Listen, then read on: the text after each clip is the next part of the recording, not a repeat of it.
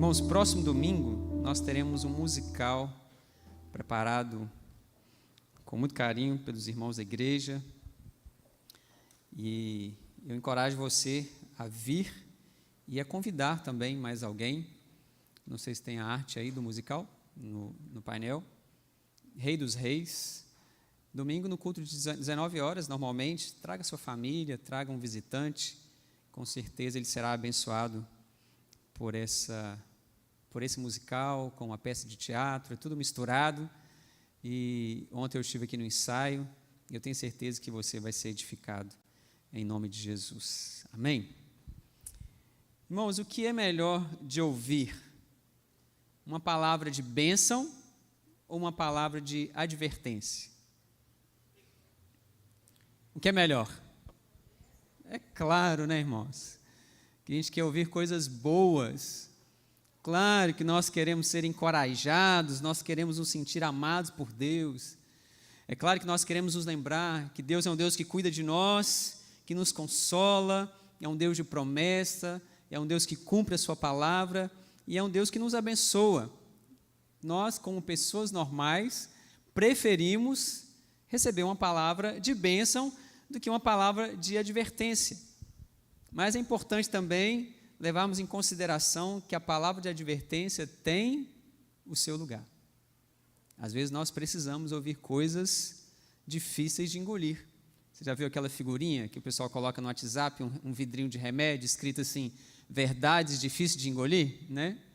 Nós nos sentimos às vezes constrangidos, às vezes nos sentimos até mesmo envergonhados diante de uma palavra de advertência, chamando a nossa atenção.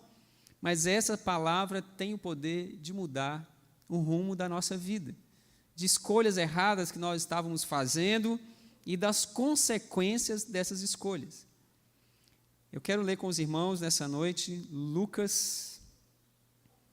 Eu quero meditar em Lucas 6, 24 a 26, mas para que nós entremos em todo o contexto, nós vamos ler Lucas 6 a partir do versículo 20. Até o versículo 26. Lucas 6, 20 a 26. Diz assim: olhando para os seus discípulos, ele disse: bem-aventurado vocês, os pobres, pois a vocês pertence o reino de Deus. Bem-aventurado vocês que agora têm fome, pois serão satisfeitos. Bem-aventurado vocês que agora choram, pois haverão de rir. Bem-aventurados serão vocês quando os odiarem, expulsarem, insultarem e eliminarem o nome de vocês como sendo mal, por causa do Filho do Homem. Regozijem-se nesse dia, saltem de alegria, porque grande é a sua recompensa nos céus, pois assim os antepassados deles trataram os profetas. Mas ai de vocês, os ricos, pois já receberam a sua consolação. Ai de vocês, os que agora têm fartura, porque passarão fome. Ai de vocês, os que agora riem, pois haverão de se lamentar e chorar. Ai de vocês, quando todos falarem bem de vocês, pois assim os antepassados deles trataram os falsos profetas. Senhor, nós te louvamos e te agradecemos pela graça do Senhor sobre nós. Nós adoramos o Senhor, tu és bem-vindo neste lugar. Nós rendemos adoração sinceras ao teu nome. E agora nós paramos diante da sua palavra e pedimos: tem misericórdia de nós, fala o nosso coração, alimenta a nossa alma, transforma a nossa vida, nos dê entendimento, clareza, que o teu Espírito Santo possa ministrar a cada um de nós. Por misericórdia nós oramos em nome de Jesus. Amém. Irmãos, esse texto de Lucas que nós lemos parece com outro texto que nós encontramos aonde? Em Mateus, onde nós chamamos do Sermão do Monte. Mateus 5, 6 e 7, nós temos o Sermão do Monte. Segunda, quarta e sexta eu faço uma live no meu perfil do Instagram e a gente está estudando o Sermão do Monte. Mas aqui nós vamos para Lucas, onde nós vimos aqui uma cópia, parece muito uma cópia de como começa o Sermão do Monte, ali em Mateus 5, onde fala das bem-aventuranças. Esses versículos das bem-aventuranças foram, se eu não me engano, foram o segundo texto bíblico que eu decorei. O primeiro que eu decorei, os irmãos já sabem, né? Salmo 23, o Senhor é meu pastor Divaldo e nada me faltará. Era assim que eu falava, o Salmo 23. E eu também decorei as bem-aventuranças. Eu me lembro, não sei quantos anos eu tinha, uns 5 anos, eu morava aqui atrás da casa do irmão Samuel, e ele lembra eu fazendo os cultos ali com a minha irmã. A gente brincava de fazer culto, né? E as bem-aventuranças estão ali na introdução do Sermão do Monte, onde Jesus vai ensinar sobre o caráter do cristão, como deve ser a vida do cristão. E aqui nós vemos essa repetição em Lucas capítulo 6, e alguns comentaristas vão dizer que Lucas traz uma versão resumida do Sermão do Monte. Outros não vão concordar e vão dizer que aqui é um outro momento onde Jesus também reúne os seus discípulos e uma multidão se cerca ali também, e Jesus ensina para os discípulos e a multidão acaba também aprendendo ali com Jesus, mas aqui é um outro momento. Se é um outro momento, Jesus repete o sermão. Então, se algum dia você vê se o pastor repetiu o sermão, até Jesus repetiu, não é? O pastor Hernandes diz que para um sermão ficar bom, você tem que pregar ele 10 vezes. Espero que não para a mesma igreja, né? O sermão fica bom e os irmãos ficam cansados, não vai dar certo. Mas, se for uma repetição, ou se é um resumo do que o Evangelho de Lucas está trazendo, nós não sabemos, nós não vamos entrar nisso. O que nós vamos fazer é pegar o texto e aplicar na nossa vida e aprender com o que Jesus está nos ensinando aqui, porque mais do que conhecer esses detalhes, nós precisamos de praticar a palavra de Deus. Não adianta nós sabermos versículos de cor e a gente não entender o que aquele texto está dizendo e muito menos fazer parte da nossa vida de verdade. Então Jesus começa aqui falando das bem-aventuranças, onde ele desconstrói a felicidade à luz, a felicidade aos olhos dos homens. E Jesus vai dizer, olha, felizes são os que choram, felizes são os que têm fome, felizes são os pobres, felizes são os que têm sede de justiça. E aqui ele vai completamente na contramão de tudo que o mundo prega do que é felicidade. Jesus vai dizer qual é a verdadeira felicidade. E é claro que Jesus não está falando aqui de todos os pobres, de todos os que choram, de todos os que têm fome. Jesus está falando daqueles que têm fome e sede de justiça, daqueles que choram por causa do pecado e se arrependem dos seus pecados. Jesus está dizendo daqueles que são perseguidos, não porque são chatos, porque tem crente chato, não tem, irmãos? Tem muçulmano xiita e tem crente chato. Vocês já ouviram essa? Quem diz isso é o pastor Luiz Saião. Ele fala assim, tem crente que é chato, né? Ele é perseguido no trabalho, não é porque ele é um servo de Deus, não, porque ele é chato. Ele chega, ele fala mal de todo mundo, ele reclama de tudo. Não, aqui a perseguição, a fome, a sede, a pobreza, é porque a pessoa está vivendo o Evangelho. E por causa de Cristo, essas coisas estão acontecendo sobre a vida dele. E aqui em Lucas, depois de proclamar as bênçãos, Jesus vai proclamar os ais. Isso aqui não está em Mateus. Esses ais são advertências. Esses ais, aqui, Jesus está alertando aqueles que estão andando fora do reino, fora do caminho. Essa palavra aqui não era diretamente para os discípulos, mas talvez para aqueles da multidão que estavam ali em volta dos discípulos e deveriam ouvir aquilo. Mas é claro que os discípulos iam assimilar, porque nós aprendemos com afirmações positivas, mas nós também aprendemos com o negativo. Hoje tem um tal da linguagem positiva. Você não pode falar assim, nós temos muitos problemas para resolver. Você tem que falar assim, olha que tanto de oportunidade que nós temos de crescer com essas situações difíceis. Você tem que ter uma linguagem positiva. Mas aqui Jesus ele fala o positivo e ele fala o negativo. Os ais são advertências. E aí a gente aprende com os ais. Sua mãe já brigou com seu irmão e você aprendeu porque ela brigou e falou assim, eu não vou fazer a mesma coisa, senão vai sobrar para mim também. Não é assim? A gente aprende. E os ais, irmãos, elas chegam a ser uma palavra de condenação para aqueles que são mundanos. Essa palavra mundano, ela soa difícil de ouvir, não é? Quando você fala assim, essa pessoa é mundana, você é um mundano, o que você está querendo dizer? Essa pessoa só pensa nas coisas deste mundo. É alguém que só busca as coisas deste mundo. É alguém que só olha para esta vida, não considera a vida eterna, não considera o mundo espiritual, não considera a palavra de Deus. É alguém mundano, ele vive limitado aos prazeres, às oportunidades, à vivência do mundo que nós estamos.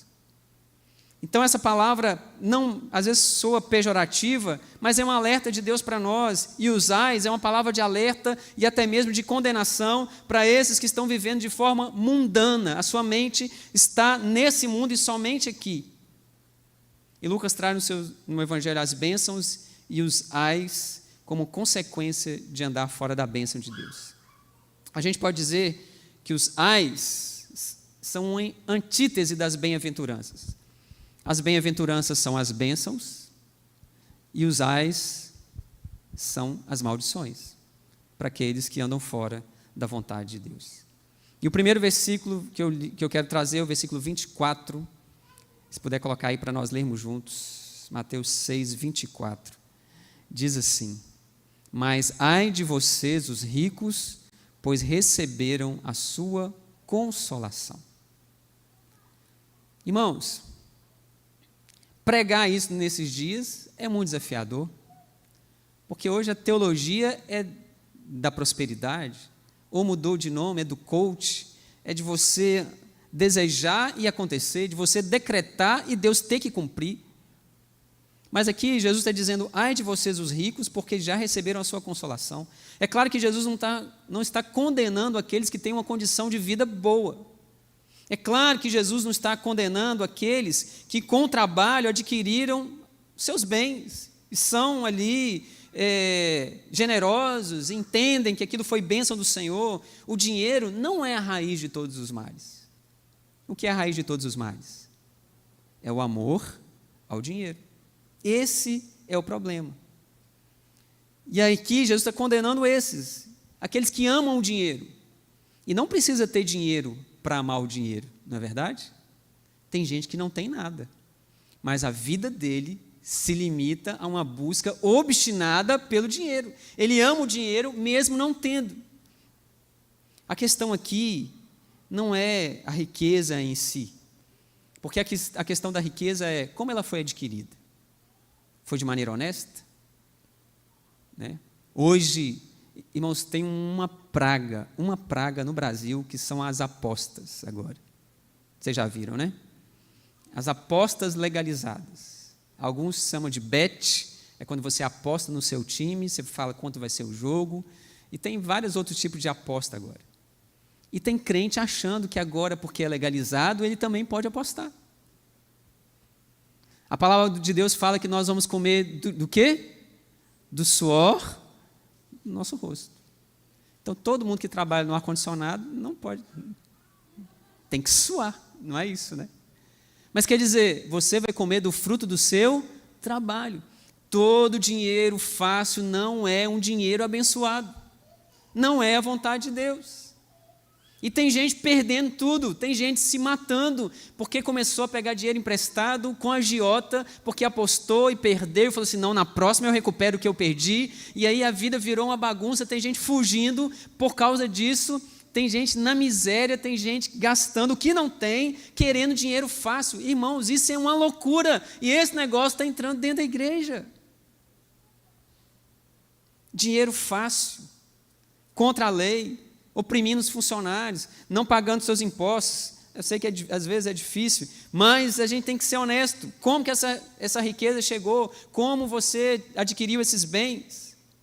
E que lugar que ele ocupa no nosso coração? Quando eu tenho dinheiro, eu fico em paz, eu consigo dormir. Quando eu não tenho, eu não consigo. Ele é um Deus, eu vejo no dinheiro o meu Salvador. Como ele é usado de maneira egoísta. Eu tenho, o que é meu, e eu não reparto com ninguém, ou eu sou generoso. Lutero tem uma frase interessante que ele diz, bens que não são repartidos são bens roubados. Se o que eu tenho, eu não posso repartir com outros, eu estou agindo com ganância e com usura. Jesus, na verdade, aqui ele está condenando aqueles que põem no dinheiro a sua esperança, Aqueles que são mundanos, que só pensam nas riquezas desta vida e esquecem que existem riquezas espirituais e eternas. E ele ensinou também em Mateus 6, 19, 21, onde ele fala: não acumule para vocês tesouros na terra, onde a traça e a ferrugem destrói, onde os ladrões roubam e furtam, mas acumule para vocês tesouros nos céus. Pois onde estiver o vosso tesouro, ali também estará o seu coração. Jesus está condenando aqueles que têm no dinheiro o seu maior tesouro, aqueles que se sentem seguros, em paz e dormem bem porque têm um dinheiro, aqueles que só pensam em acumular e acumular e acumular sem nunca repartir. Tem uma parábola em Lucas mesmo, 12, a partir do 16. Jesus contou uma parábola de certo homem que tinha uma terra, ele era rico e produziu muito. E ele pensou: o que eu vou fazer? Não tenho onde armazenar minha colheita. Então disse: já sei o que vou fazer. Vou derrubar os meus celeiros e construir outros maiores, e ali guardarei toda a minha safra e todos os meus bens. E direi a mim mesmo: você tem grande quantidade de bens armazenados para muitos anos. Descanse, coma, beba e se alegre. Contudo, Deus lhe disse: insensato, essa noite a sua vida será exigida. Quem ficará com o que você preparou? Assim acontece com quem guarda para si riquezas, mas não é rico para com Deus. Jesus está condenando esses que só pensam em acumular. Irmãos, e no padrão aqui do tempo bíblico, todos nós aqui somos ricos, tá? Todos nós. Naquele tempo ali, 90% das pessoas, eles eram jornaleiros. Não é que eles vendiam jornal. Eles trabalhavam por jornada. Eles trabalhavam naquele dia, eles recebiam o salário daquele dia, e no outro dia eles comiam com o dinheiro que eles recebiam no dia anterior. Eles não tinham para a semana, para o mês, para 5 anos. Jesus está condenando aqui a inversão de valores. Quando nós passamos a investir mais aqui nessa terra do que investir na eternidade. Quando as coisas visíveis se tornam mais importantes para nós do que as coisas invisíveis. Jesus não está fazendo aqui uma teologia da pobreza, da miséria, não é nada disso. Jesus está combatendo aqueles que pensam que quando tiver dinheiro, eles serão felizes. E aí, quando eu tiver o suficiente, eu vou ser feliz. E aí eles descobrem que nunca é o suficiente. Nunca é o suficiente. Tem gente que pensa: não, quando eu tiver isso, eu vou ser contente. Os meus problemas vão ser resolvidos. E Paulo fala assim: eu aprendi o segredo de ser contente. Sei viver quando tem e quando não tem. Eu posso todas as coisas naquele que me fortalece. Muitos, em nome de ficar rico, irmãos, estão perdendo a família. Muitos, em nome de ficar rico, estão perdendo a saúde. Estão enfraquecendo a sua fé, estão andando longe de Deus, ou porque não tem mais tempo para Deus, ou porque estão em negócios escusos que os exclui da presença de Deus. Muitos têm o desejo de se sentirem valorizados, aprovados, mostrarem que são importantes por causa das riquezas, e eles se esquecem o que Jesus disse em Lucas 12, 15, que a vida do homem não consiste na abundância dos bens que ele possui. Jesus está dizendo que a nossa segurança não pode estar nas coisas. Se for assim, esse será o nosso consolo. Ai daqueles que colocam o coração na riqueza, porque o seu consolo será o seu dinheiro. Mas chega uma hora, irmãos, que o dinheiro não resolve. Bem-aventurado os que são pobres de espírito, porque deles é o reino de Deus. E aqui Jesus faz uma antítese dizendo: ai de vocês, os ricos, porque já receberam a sua recompensa. Versículo 25. Ai de vocês o que agora tem fartura, porque passarão fome. Os fartos aqui que Jesus está trazendo para nós são aqueles que estão satisfeitos com esse estilo de vida que nós estamos vendo no mundo. São aqueles que estão confortáveis com esse estilo de vida. É as injustiças, os valores, os conceitos, os princípios. É aquela pessoa que se identifica com a vida que nós vivemos. Assim, essa vida é boa. Irmãos, o mundo não está cada dia mais estranho? Para o cristão que está buscando servir a Deus, você não se sente cada vez mais um peixe fora d'água, dizendo assim: está ficando cada dia mais estranho, parece que eu estou no lugar errado. Mas os que são fartos são esses que se deleitam nos banquetes aqui, para eles está tudo bem, está tudo lindo, maravilhoso. Essa é a vida que a gente deve ter. A palavra farto aqui, ela está intimamente ligada com sensualidade, com satisfação dos desejos da carne. Jesus está falando, ai daqueles que querem satisfazer os desejos da sua carne, aqueles que querem satisfazer todos os seus apetites, aqueles que querem viver todos os prazeres sem pensar nas consequências. Ai desses, é uma palavra de alerta e de condenação. Essas pessoas são mundanas, só pensam nos prazeres dessa vida. A vida se limita em satisfazer a sua própria vontade momentânea, há um desprezo por aquilo que é de longo prazo, há um desprezo por aquilo que é eterno, há um desprezo por aquilo que vem da parte de Deus. É gente que não está disposta a renunciar, a negar a si mesmo, tomar a sua cruz. É gente que quer viver os prazeres agora e abre mão dos prazeres espirituais. É gente como Esaú que vendeu a primogenitura por um prato de lentilhas. Porque ele disse assim, o que me adianta a bênção se eu estou morrendo de fome? E tem muita gente que fala assim, os seus apetites estão ali aflorados. Ele diz, o que me adianta a bênção se eu estou querendo fazer isso agora? E aí perde aquilo que é eterno. Gente que está farta, gente que está cheia. Irmãos, quem está cheio não tem fome. Qual a comida que você mais gosta? Pensa aí. Se você estiver com fome, então vai ser maravilhoso. Agora pensa essa comida quando você já comeu, quando você vê aquele prato, o que você pensa? Eu estou cheio. Quem está farto não tem fome. E acontece, irmãos, quem está farto das coisas desta vida não tem sentido fome de Deus. As pessoas estão cheias de sonhos, de projetos, de séries, de entretenimento, de tudo quanto é coisa, e aí elas não têm mais fome de Deus. Elas não sentem necessidade de Deus, não sentem necessidade de orar, não sentem necessidade de adorar, não sentem necessidade de vir ao culto e cultuar. E elas estão saciadas com as iguarias que o mundo oferece. Mas essa necessidade de Deus está lá. E uma hora ela vai gritar lá dentro. Só que às vezes pode ser tarde demais. Amós 8, 11 e 12. Posso colocar aí para a gente no telão. Amós 8, 11 e 12. Diz assim: estão chegando dias, declara o Senhor, o soberano, em que enviarei fome a toda a terra. Não fome de comida, nem sede de água, mas fome e sede de ouvir as palavras do Senhor. Os homens vaguearão de um mar a outro, do norte ao oriente, buscando a palavra do Senhor, mas não a encontrarão. Às vezes vão ouvir uma palavra de incentivo, uma palavra de autoajuda. Às vezes vão ouvir uma palavra com um apelo psicológico muito profundo, mas não vão ouvir a palavra de Deus. Um pastor amigo meu esteve nos Estados Unidos um tempo atrás, ele disse, a maioria das igrejas, ou os pastores são coaches, ou eles são terapeutas. A gente não ouve mais pregação da palavra de Deus. A fome está lá, irmãos. Uma hora aquela fome vai gritar dentro daquela alma, e onde nós vamos saciar? Onde eles vão se saciar?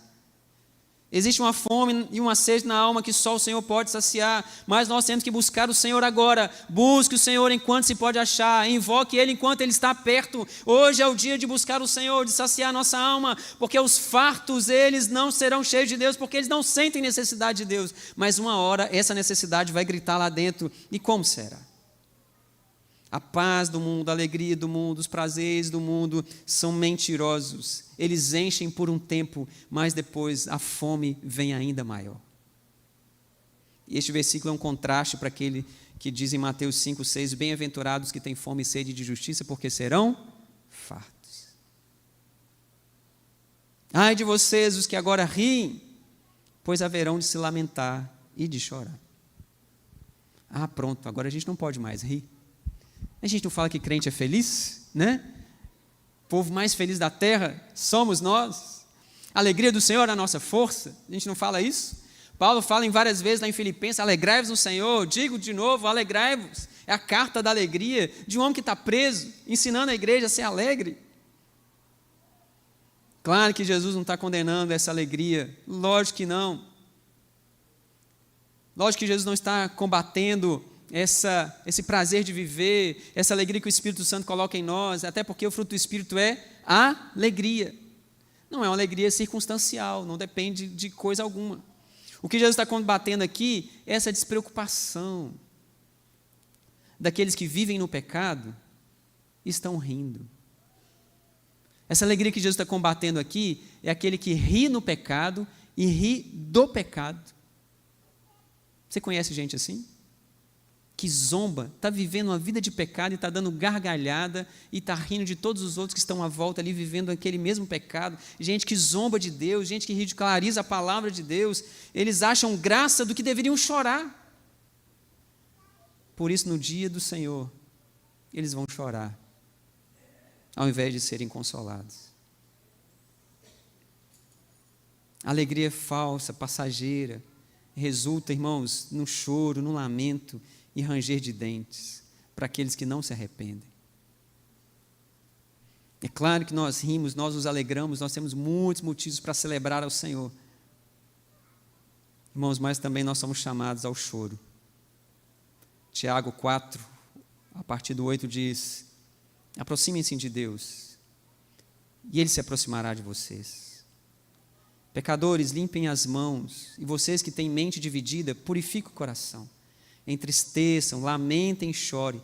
Troque o riso por lamento e a alegria por tristeza. Humilhem-se diante do Senhor, e Ele os exaltará. Há momento de chorar, irmãos. Bem-aventurados que choram, porque serão consolados. Esse choro é um choro de arrependimento. É aquele choro que Paulo fala, que leva uma tristeza que leva ao arrependimento. Sorrir em tempo de choro é insensatez. Celebrar em tempo onde deveria haver arrependimento é uma grande loucura. Mas bem-aventurados que choram, porque serão consolados. Versículo 26. Ai de vocês, quando todos falarem bem de vocês, pois assim os antepassados deles trataram os falsos profetas. Nós queremos ser lembrados de uma maneira boa, não é verdade, irmãos? É bom quando você ouve assim, todo mundo aqui fala bem de você. Mas nós como igreja, como povo de Deus, Jesus não está desprezando aqui um bom testemunho, é claro que não. Mas a verdade, irmãos, é que nós não estamos aqui para agradar o mundo.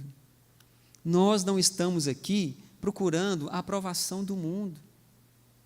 Nós não estamos aqui querendo que a igreja saia nos telejornais por causa das suas boas ações. Isso não vai acontecer. Nós temos que lembrar que nós estamos aqui para servir o Senhor e fazer a vontade dEle. Irmãos, a pregação do Evangelho vai perturbar o mundo, com toda certeza. Quem está nas trevas é incomodado pela luz. Você gosta quando alguém acende a luz na sua cara quando você está dormindo? Não. Quem está no escuro e chega à luz, ele se sente confrontado. Às vezes você não precisa de falar nada, é só você não compactuar com aquilo que eles estão fazendo. Assim, todo mundo está no esquema, menos aquele infeliz ali, que está atrapalhando tudo. Você diz, é isso mesmo. Você não precisa de falar nada. É só você falar assim, eu não vou entrar nesse esquema aí, tá? Aí você já trouxe um grande problema para você, perseguição de todos os lados. O Evangelho vai confrontar os valores do mundo. O Evangelho vai colocar o dedo na ferida, irmãos. Quando a gente vem aqui e ouvimos a palavra de Deus, nós somos confrontados. Você veio aqui essa noite, nós adoramos o Senhor, nós oramos e agora nós estamos ouvindo uma palavra que está nos confrontando. Irmãos, o Evangelho o cristianismo é esse chamado para sermos confrontados dia após dia, porque Jesus está forjando o caráter de Cristo em nós e Ele não está passando a mão na nossa cabeça e nos elogiando para a gente viver uma vida boa aqui. Jesus está nos preparando para viver a eternidade do lado dEle, santos, lavados no sangue do Cordeiro, gente transformada de dentro para fora para a glória do nome do Senhor. Irmão, se a gente ouvir só o que a gente quer, nós vamos ser meninos mimados. Mas se nós formos confrontados pela palavra de Deus, nós vamos dobrar os joelhos, nós vamos nos arrepender dos nossos pecados, nós vamos chorar as nossas dores e vamos ser transformados pelo poder de Deus. E é isso que nós precisamos. Esse evangelho sem arrependimento, sem cruz, que não prega pecado, irmãos, esse não é o evangelho da salvação. O evangelho da salvação é onde Jesus diz: aquele que quer seguir, negue-se a si mesmo, tome a sua cruz e siga-me. Irmãos, nós somos chamados a colocar o dedo na ferida. E os primeiros que são incomodados somos nós mesmos. Não estou querendo dizer que nós vamos ser grosseiros, inconvenientes. Nós temos que ser educados, amorosos, graciosos no nosso modo de viver. Mas mesmo assim, o Evangelho confronta, perturba, incomoda. Nós não estamos aqui para sermos aplaudidos, nós estamos aqui para agradarmos o Senhor. Tem uma ilustração que eu gosto muito, que eu não sei se é uma história verídica, eu ouvi como uma história, mas eu creio que seja uma ilustração, que diz muito sobre isso. Dizem que uns missionários estavam voltando do continente asiático depois de muitos anos de trabalho missionário, e eles estavam encerrando a carreira missionária. Isso há muito tempo atrás, onde eles andavam de navio, e aí o navio deles estava voltando para os Estados Unidos depois de muitos anos de trabalho missionário na Ásia. E ali, quando eles estavam se aproximando do porto ali onde o navio ia atracar, eles começaram a ver faixas bem de longe: sejam bem-vindos, e gente, uma multidão, e uma banda tocando, e aquele negócio maravilhoso acontecendo, e eles pensaram: olha, eles vieram nos recepcionar. Olha, a igreja veio nos receber. Aí eles foram se aproximando, e o burburinho no navio começou, e eles descobriram que aquela recepção era para um artista que estava no navio. E eles ficaram muito frustrados, assim. A gente está voltando para casa e não tem ninguém para receber a gente. Aí, a ilustração diz que, de repente, um deles ouviu Deus falando com eles assim: vocês não estão chegando em casa ainda. Vocês vão ver a recepção que os aguarda quando vocês, de fato, chegarem em casa. Irmão, se nós estamos buscando a aprovação dos homens, é essa aprovação que vamos ter. Mas se nós estamos nos dedicando em agradar o Senhor, é a recompensa eterna que nós vamos receber do Senhor. Irmãos, é isso que conta. Nós não estamos aqui para agradar o mundo, importa agradar a Deus. E 2 Timóteo 3,12, irmãos, diz uma verdade difícil de engolir. Fala assim: de fato, todos os que desejam viver piedosamente em Cristo serão perseguidos.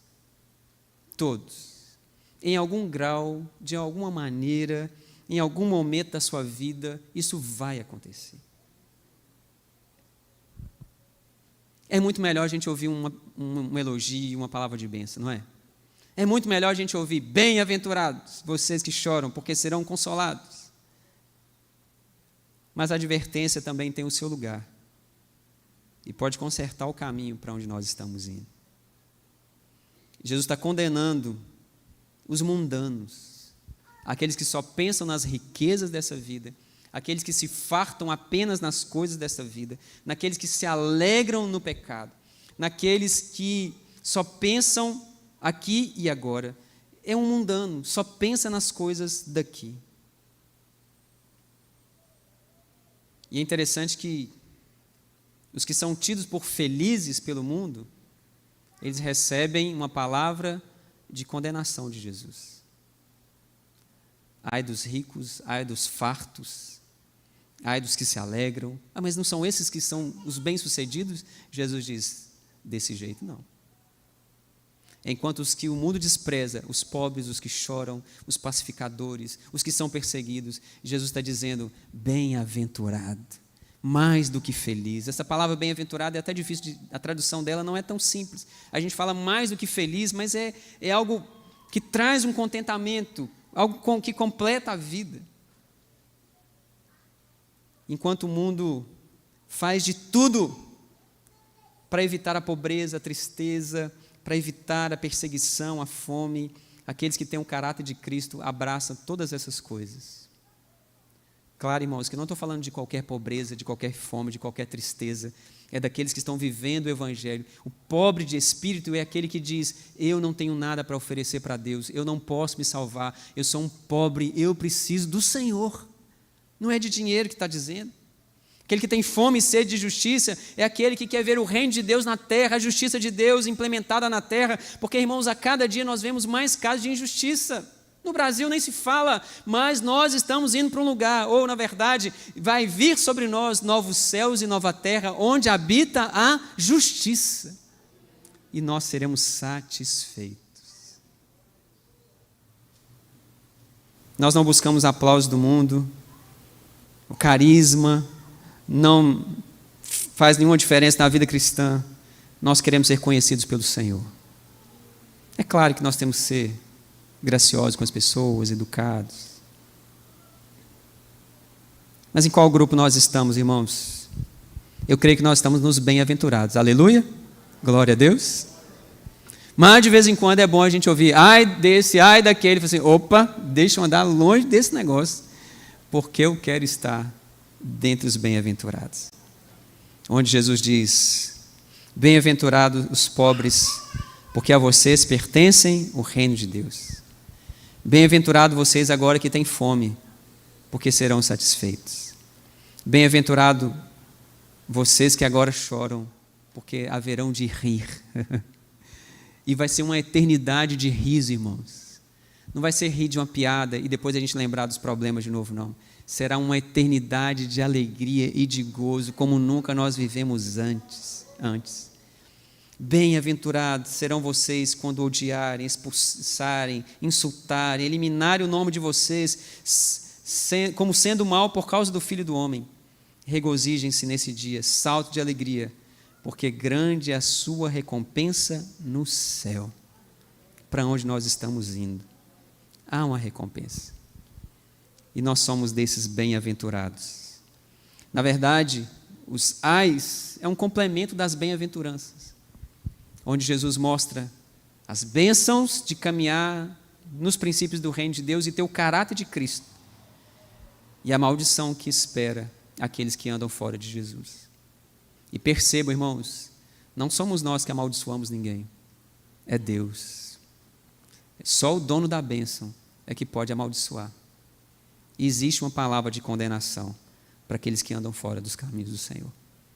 Mas nós, pela misericórdia e graça do Senhor, somos bem-aventurados. Aleluia! Você pode ficar de pé e vamos orar.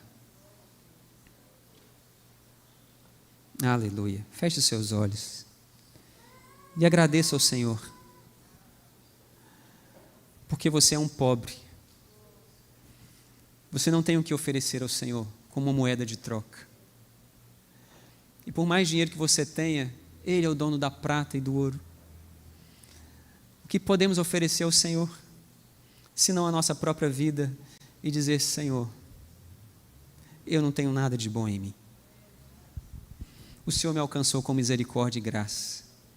Eu sou um pobre, necessitado da graça e da misericórdia do Senhor. E obrigado por vir me salvar. Na minha pobreza de espírito, na minha miséria do pecado, mortos nos nossos delitos e pecados, o Senhor veio e nos deu vida e vida abundante, e nos enriqueceu com a sua presença, com tesouro eterno e com promessas maravilhosas que nos aguardam, onde nem olhos viram, nem ouvidos ouviram, nem passou no nosso coração. É isso que o Senhor tem preparado para nós. Obrigado, Senhor, porque muitas vezes nós estamos famintos, famintos pela sua presença, famintos pela sua palavra.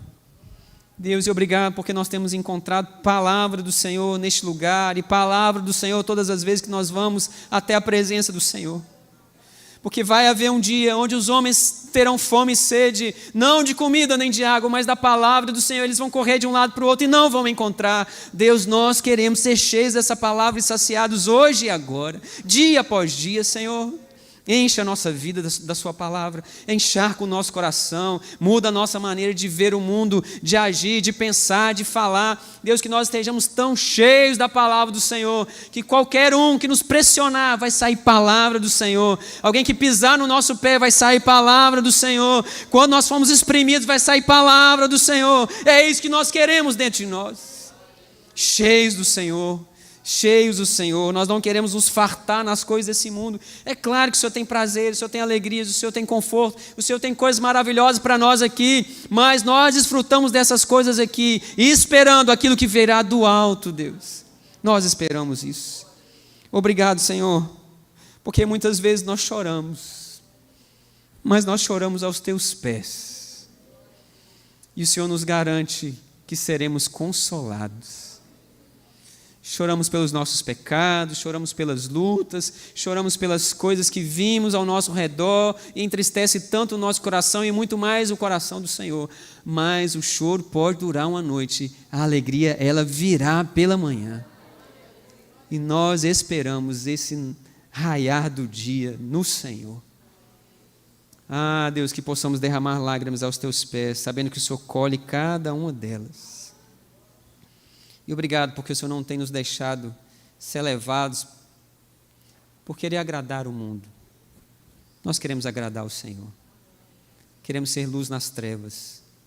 Nos abençoe. Abençoe a nossa vida, nossa casa e a nossa família. Não deixe, Senhor, que nenhum dos nossos ouça um ai do Senhor. Traz aqueles que estão longe. Salva aqueles que estão perdidos. Restaura aqueles que estão caídos, tem misericórdia de nós. Que nossa casa possa ouvir, bem-aventurado vocês são. Ah, Deus, tem misericórdia, muda esse quadro. Deus, intervém nesse impossível, há poder no nome de Jesus. Há poder no nome de Jesus. Deus amado, receba o nosso culto, receba a nossa adoração, receba o nosso louvor. Deus, nós oramos aqui também pelo Wagner Trindade, pela Gracileia Barreto, vai de encontro a essas pessoas agora, em nome de Jesus. O Senhor sabe o que elas precisam, intervém com a mão poderosa, Deus, e que elas vejam a Tua boa mão. Intervém, Deus, na vida dos nossos irmãos que estão enfermos. Toma a irmã Terezinha nas Tuas mãos, a Neuci, o pastor Franceli, Deus, o pastor Erasmo. Deus, nós temos tantas pessoas que precisam, Deus, do socorro do Senhor nesse momento, e nós oramos por cada um deles, pedindo, Deus, um milagre, o toque. Deus, alcança agora, visita cada um deles agora nas suas necessidades, em nome de Jesus, e nos leva em paz e em segurança para o nosso lar. Fala conosco ainda quando nós saímos daqui, que possamos dar uma boa resposta ao Senhor, no nome de Jesus. Nós te adoramos e entregamos esse culto ao Senhor, dando glórias ao teu nome. Amém, amém. Em nome de Jesus, amém. Abençoe seu irmão, e antes de sair, fala assim: irmão, vem no domingo, tem um musical Tu És Rei. Traga alguém da sua família, vai na bênção do Senhor. Até domingo, 9 horas da manhã. Amém.